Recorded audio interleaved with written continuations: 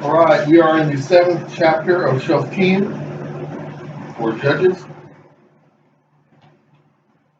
The first verse begins, Then Yerubbaal, that is, Gidon, and all the people with him got up early and set up camp by Ein Harod. The camp of Midian was north of them by Givat Morah in the valley. Now, what do you think about this? Last week, Gideon,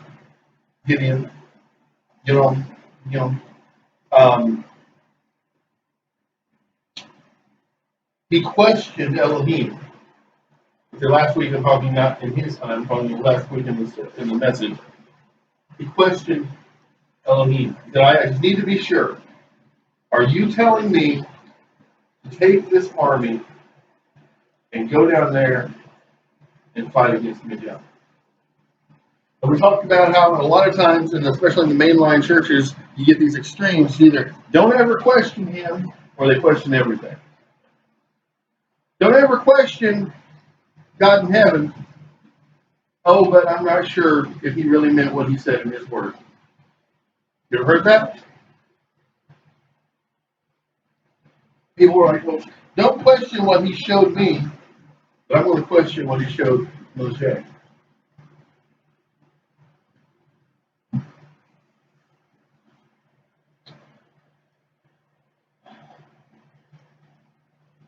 But I think the real lesson here, even though we talked last week about it, it's okay to question to make sure that you're clear, that you understand what he's telling you to do, there's no misunderstandings, that you're on the track that he wants you to be on. And I think a lot of times we fall short as believers. I know that I do. I don't question enough to get all the details, and I get into the middle of something, and then I realize what he really wanted me to do. I think we're all guilty of that. And there's a lesson there, but I think the greater lesson is in what we see here in this first verse of this chapter. You notice he got up once, and the first day he said, if there's dew on this fleece but not on the ground, I'll know I'm supposed to go. And the second day it was like, okay, if I wake up and there's dew on the ground but not on the fleece, I'll know I'm supposed to go and when I'm supposed to go. And both of those things happened. He was very specific in his prayer. He didn't leave any gray area. He didn't say, if there's dew or if there's not dew. He said very specifically, dew here, not there. You have two confirmations. I think at that point, if he had kept questioning, he probably would have been sinning against Elohim, because without a doubt, he was being told, go now. Notice what it says in the very next verse here in chapter 7. It says that all the people with him got up early and set up camp. Think about that. He went out in the early morning. I think there's two ways you can read that. Either he went out the next morning, he saw the situation, he said, absolutely, I have my answer, tomorrow we attack, and the next morning, like 24 hours later, they were setting up camp. But when I read it last night, I was going through it. What I just told you is how I've always read it in the past, because that's how I've heard it preached. But as I read it, there's no actual indication that any time passed. It's like he got up, he checked it, and he said to his helpers, he said, wake everybody up. We're going to war. Notice that before it says that it was this day, and then it was the next day, and then it was the next day. Here it's, he got up, he saw it, and everybody got up and went to war. Think about that. They got up and they went and set up a war camp. Even if it was 24 hours later, that's impressive. Okay? having minored in military science in college the first time around, I'm impressed with the idea that the entire Army got up and went and set up camp 24 hours later. But that's not actually what it says. There's a Marine Corps pulley sitting here, and he's going through some training. And I'm thinking, I wonder, because there's no indication here that any of these were like professional fighting men. They were probably, a lot of them, right there in the situation he's in. He's got a little bit of training to prep him. He's never actually been in a battle. Not like what they're going into. And I wonder if he thinks that even his Marine Corps pool could pick up and move and build a war camp on 24 hours notice, much less wake up, we're going. He's shaking his head, no. No, it couldn't happen. Okay, I know long-standing military units who, when they got the call, the government said, or the government had said we're sending people into battle or into war zones, and their unit got the call from the higher, and they said, rally your forces, we're leaving this at such and such date, and they're like, well, we're not trained, and we don't have our resources ready, and we don't have the, okay, and it happens, okay? This man says, the Elohim of Abraham has told me we're going to war. And whether he said today or tomorrow, either one, it's nothing short of miraculous that they got up and they got ready and they went. Okay? Yehovah said to Gideon, there are too many people with you for me to hand Midian over to them, because I don't want Israel to be able to boast against me. We saved ourselves by our own strength. Therefore proclaim to the people, anyone who is anxious or afraid should go back home, while we stay here on Mount Gilead. 22,000 returned, but 10,000 remained. Over 2/3 of the army was anxious and scared. That means that we can say, well, shame on them.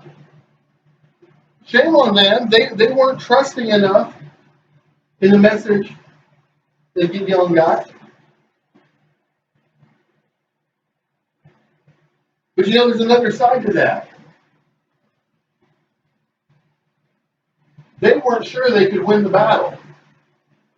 They were anxious and nervous and scared. And you know what they did when they got the call? They stood up and went anyway. Okay? And to me, I know they get talked down a lot about by preachers and by historians and by researchers, by anybody, scholars who say, well, they just weren't faithful. I think we need to remember the fact that they were ready to serve. Okay? Because to me, if I go into a Kumite match, knowing I can beat the guy, what does that really mean when I beat the guy? But if I go into the Kumite match, if I go into the karate match, the jiu-jitsu match, whatever it is, the kung fu match, and I don't know that I can beat the guy, to me that's a much bigger thing. So I think we owe them at least the respect to say that despite the fact they didn't think they could win the day, they were willing to go to war. But Elohim says, that he doesn't want Israel to be able to boast against him and say that we as a people were able to save ourselves. Okay? He's saying he wants to squash our pride. Why? Because pride is that great sin that always gets us in trouble. Sin in general gets us in trouble. Pride tends to lead to our other sins. We think we're good enough on our own. We don't think we need his law. We don't think we need to honor the authority above us. Whatever the situation, we become prideful about something, and it leads us into other sin. And he says, you know what? This cycle of apostasy that we've been studying in previous weeks happens because Israel is proud, and they forget who saved them, and they think that they did it themselves. So there's too many men here. There's 32,000 men. We're going to see who's scared. We're going to send them home. Oh, now there's 10,000 men. Yehovah said to Gideon, there are still too many people. Now at this point, Gideon's probably getting ready to put out another fleece. You know what I'm saying? In his mind, he's like, whoa, we already couldn't win the day without your help. And you sent 22,000 people home, and now you say there's too many people? You're going to have to explain this one to me. Have them come down to the water, and there I will screen them for you. I love that translation. I will screen them for you. Then he's saying, there I will show you, plain as day, who is ready and who is not. Who is the right one and who is not.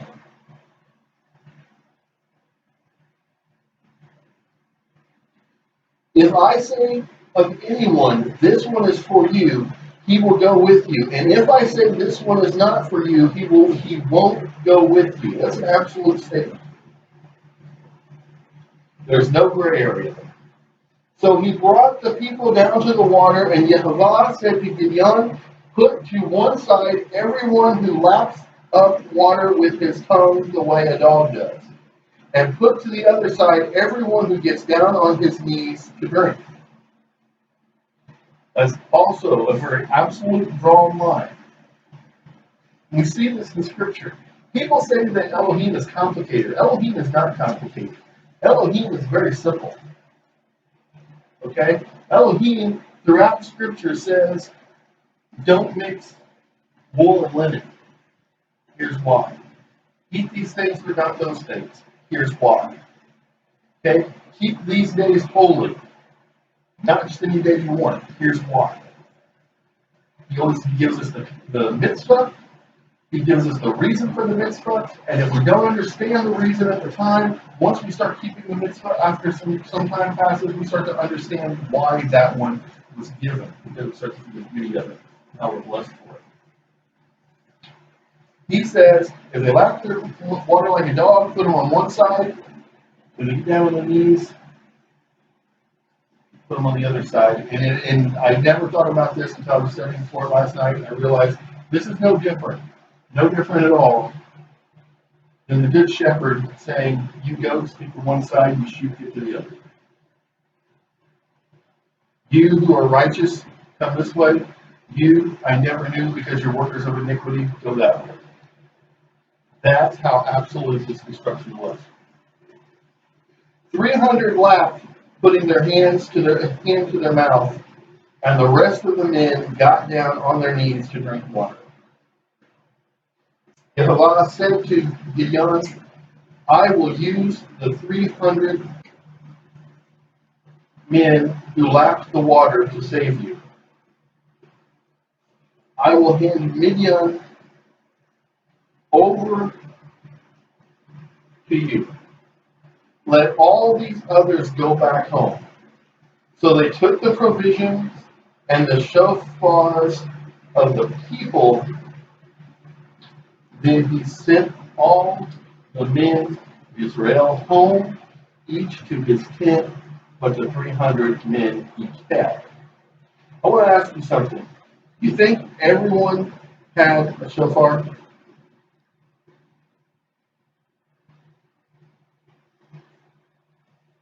No. Do you know how many in an army of 30,000, which is what we initially had, 32,000 men, in an army of that size, in biblical times and in the time of the Shoftim, do you know about how many shofars there would have been? There would have been about 320. Okay, because of the way the army of Israel was broken down, and we know that there were instructions given, for commanders over tens and hundreds and thousands. Okay, for roughly every 1,000 men, right? I did the math last night. I looked it up. Basically, though, there would have been about 20 more shofars left than there would have been, and that's if all of them were left by the original group that left. Okay, there would have been just over the amount of number they needed for each man to have a shofar. That's going to be important here in a second. The camp of Midian was in the valley below him. That night, Yehovah said to him, "Get up and attack the camp, because I have handed it over to you. But if you are afraid to attack," this is important, "if you," meaning Gideon, "are afraid to attack, go down with your servant Purah, and after you hear what they are saying, you will have the courage to attack the camp."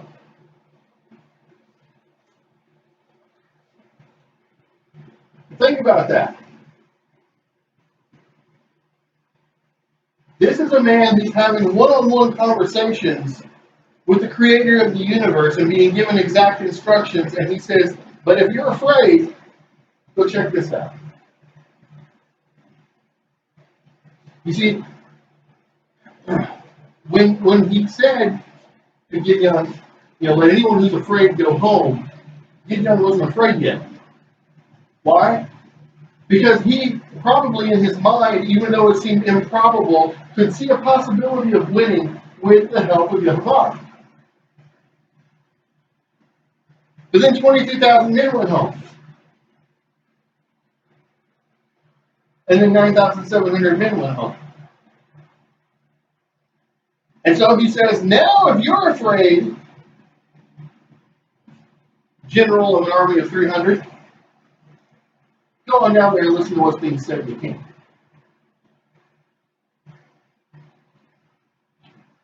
So with his servant Purah, he went down to the outpost of the camp. In other words, he was afraid. Now Midian, Amalek, and all the others from the east had settled in the valley as thick as locusts. To cover the whole valley. Their camels too were beyond counting, like the sand on the seashore. Gideon got there just as a man was telling a comrade about a dream he had had. "I just now dreamt that a loaf of barley bread fell into the camp of Midian, came to the tent, and struck it so hard that it overturned the tent and knocked it flat." Now, before we go into the interpretation, I want you to think about this. The man, when they got down there, they had to journey a ways, says, "I woke up, I just now had this dream." You know what that means? That means that when Yehovah told him, "If you're afraid, go down there and hear what's being said." I firmly believe if he had not been afraid and he had not gone down there, the man would not have had that dream.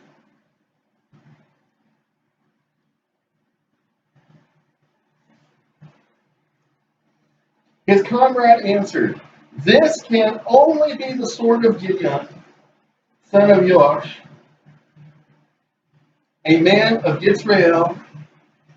Elohim has given Midian and all its army into his hands." These are men in the army of the thousands, so many that their camels couldn't be counted. And he says, obviously, this dream is from the God of those people, saying that they're going to be victorious over us. Where is the logic in that? There is none. There is none. But this man, somehow, maybe he had heard of the historical victories of Israel. Maybe it was just put in his heart to speak these words of divine wisdom. Because we know he can do that. He can speak through the Lord. He worked through Pharaoh. He worked through Nebuchadnezzar. Okay, he worked through this man either by having had him already acquire knowledge of the army of Israel and the Elohim thereof, or just by putting it in his heart to say these words. He prophesied an interpretation of the dream, saying, we're going to lose this battle. When Gideon heard the dream and its interpretation, he fell on his knees in worship. Catch that? He didn't run back and get his army of 300 men. He fell on his knees in worship because he knew, without a doubt, that Elohim was with him and that Yehovah was going to hold the game. Then, after the worship, then he returned to the camp of Israel and said, get up, because Yehovah has handed Midian's army over to you. You notice he doesn't say he's handed him over to me.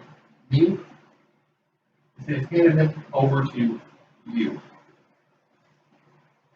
Because he knew that his vision, the dream that he had heard, the interpretation, he knew that it was a message not for him, but for the people that he was leading. In our world today, there are would-be leaders who lack vision. And there are would-be leaders who have vision that they never share. As a body, when the leader has a vision, we have to listen. We have to be faithful. But as leaders in the body, if we're given a vision, we cannot hold that vision only for ourselves, but have to give it also to the people.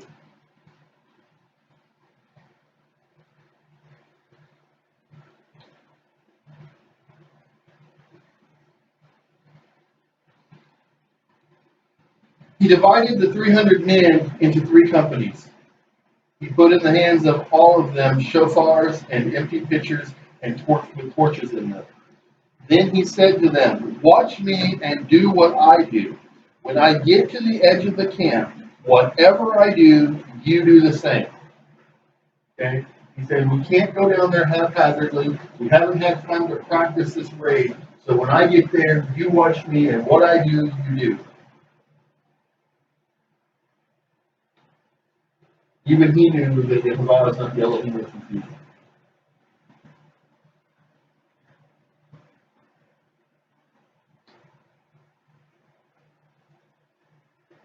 When I and everyone with me blow the shofar, then you blow your shofars all around the whole camp and shout for Yehovah and for Gideon.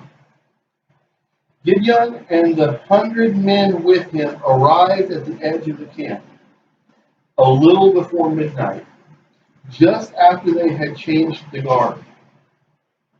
They blew the shofars and broke in pieces the pitchers that were in their hands.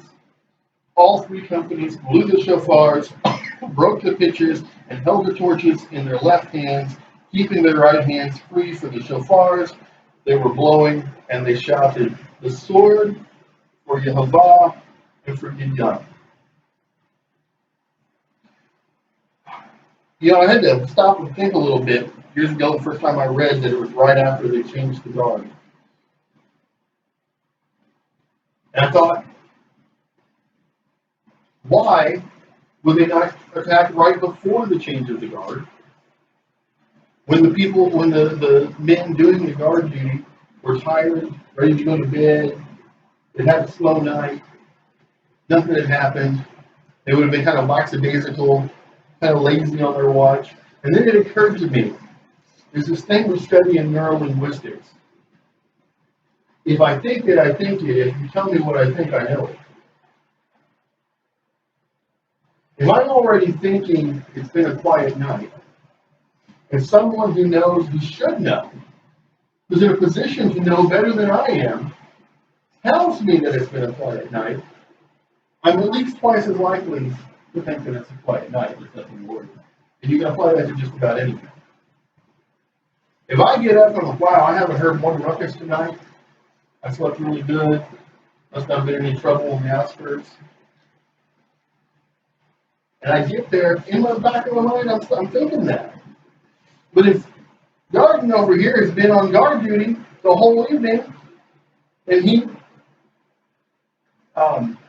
thinks that everything's cool, and he says, hey, everything's been quiet. If he says to me, Bishop, been here all night, haven't seen or heard from anybody, nothing to worry about, and he's been here watching it for an entire rotation of the guard, I am at least twice as likely to think I'm not going to have any trouble tonight. Because somebody within a position to know more than I know about the situation told me so and confirmed what I was already thinking, gave me an affirmation. The other thing I want you to think about is they shouted the sword for Yehovah and for Gideon.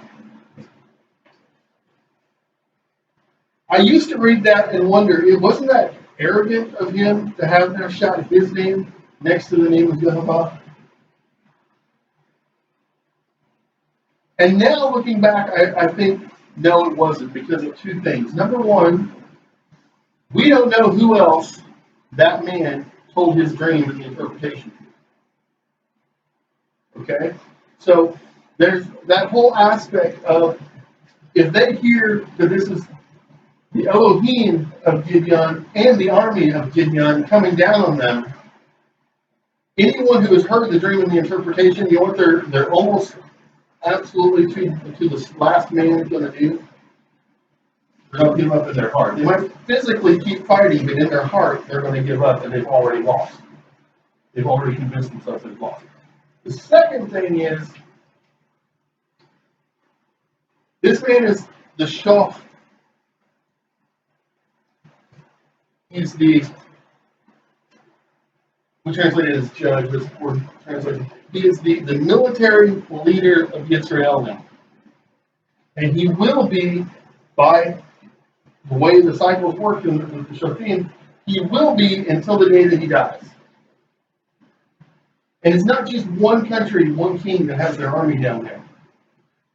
And when they vanquish the army, what few survivors there are, if any, he wants them to run home and to tell everyone they know, let me tell you how powerful the Elohim of Gideon is.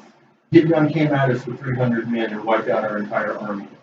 We better not mess with them so long as Gideon is the judge. As long as Gideon is the Shach of Israel, we better stay away from Israel.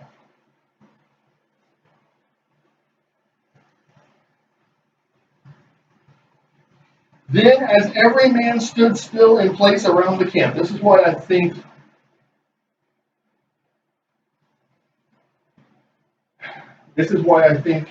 that a lot more than those two men knew about the dream that was born.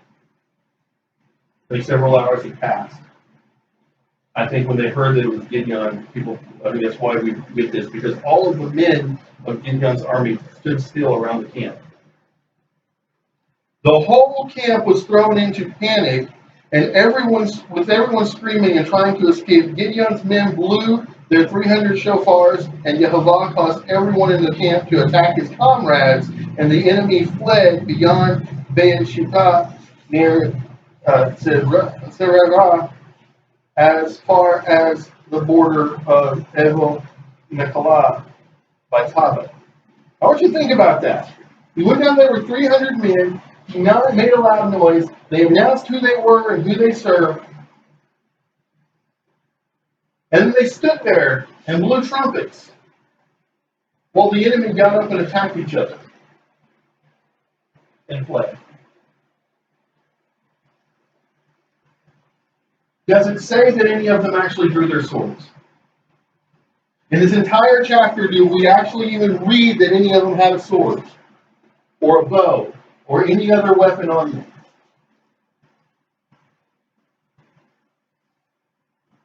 They didn't have to fight because of who they served.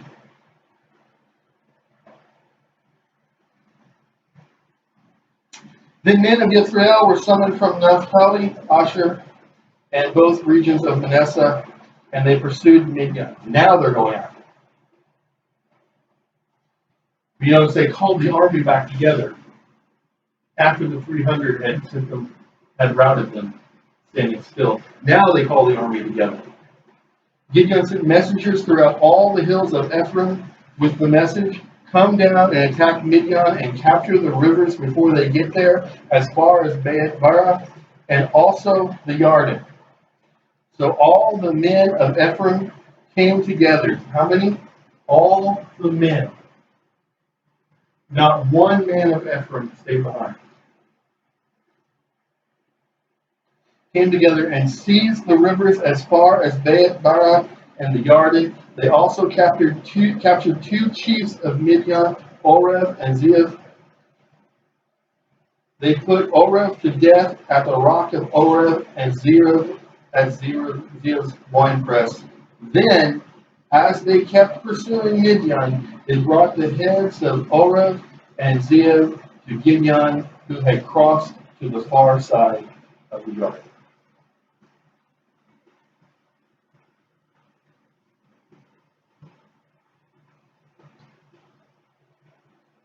And really won the day. Why did they win the day? They won the day because they were faithful to the vision. In the case of Ephraim, to the very last man.